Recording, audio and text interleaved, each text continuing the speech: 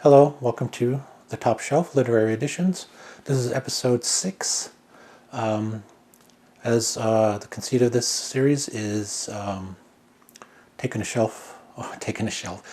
a book from the top shelf of my book collection, sharing it with you. I'll provide a quick synopsis if there's one, a short review if I've read the book. Even if I haven't, I would love to share my books with you, and a reason why I purchased the book or received the book or got the book. My name is Ernest Whiteman III. I'm a Northern Arapaho filmmaker, artist, writer, and media educator, which is why I want to share books with you. I think the more we are involved with each other's reading, the more we learn from each other, and also we can actually have formal discussions about, whether our book is worth it or not. Today's episode is George Lucas: A Life by Brian J. Jones.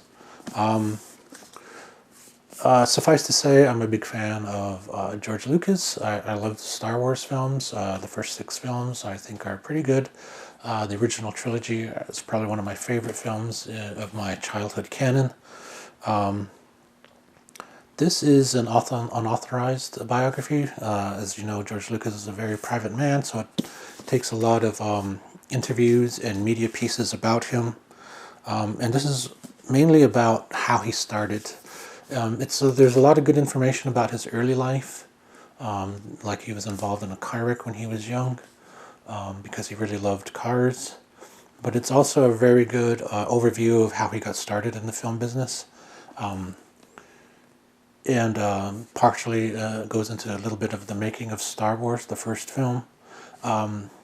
But like all unauthorized biographies, it does not have the permission of Lucas to tell the story, or at least it doesn't have Lucas's perspective on things, except for quotes pulled from, other media.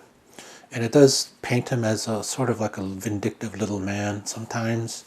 It really glosses over, it doesn't gloss over, but it really delves into through Lucas, trying to criticize all of Lucas's friends, like Francis Coppola. Francis Coppola is not painted in a good light in this film or in this book, but it is an interesting read. I find myself, really relishing the tidbits about his early life and the making of all his films, about how he rose up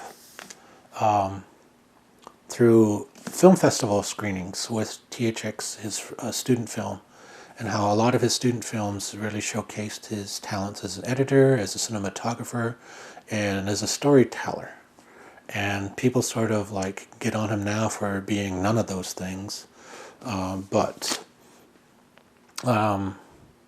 he wasn't expecting Star Wars to be the big hit that it was, because he was so used to studios rejecting all of his movies or re-editing his movies, and that's what happened up until Star Wars. Even up until through Star Wars, he was always under constant pressure from the studios that they were going to pull the plug on his project if he didn't finish it in time, and Star Wars became, this overlong project.